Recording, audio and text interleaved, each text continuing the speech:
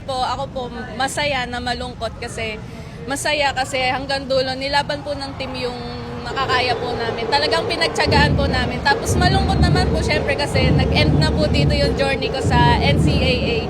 So, nagpapasalamat din po ako ng marami kay Coach Roger kasi maraming bagay po ako natutunan sa kanya dahil sa kanya.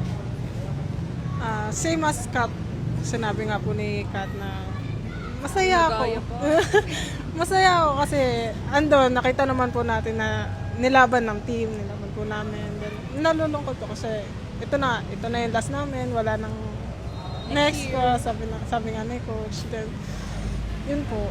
Naging memorable naman po lahat. Yes. Every game, Naging masaya sa team. Then, ako sa akin, every training namin. Kasi, may times na nagagalit si coach, ganon. So, after training na, pagkukwentuhan lang namin yun, galit na galit siya. Masaya pa din naman kami kahit sa mga paggalit ni coach.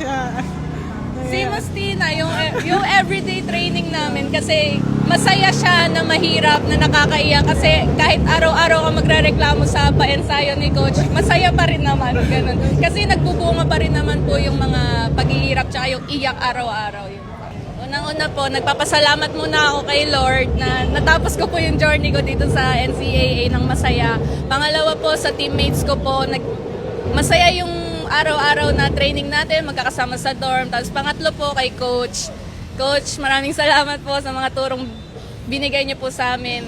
Babaunin ko po to habang buhay. Tsaka sa family ko po sa San Sebastian Community, Santos Family, and sa mga friends ko po dyan. Maraming salamat po. Yeah. First, thank you kay Lord kasi sa araw-araw na gabay niya binibigay sa amin. Then, sa kay Coach, sa 5 taon na pagtsatsaga niya sa amin. Sa mga aral na binibigay niya sa akin. Kahit Okay lang yan. yun lang. Tapos sa teammates ko, thank you din sa mga memories na natin araw-araw. Then sa family ko na sumusuporta din sa akin and sa San Sebastian community. Yan po. Thank you.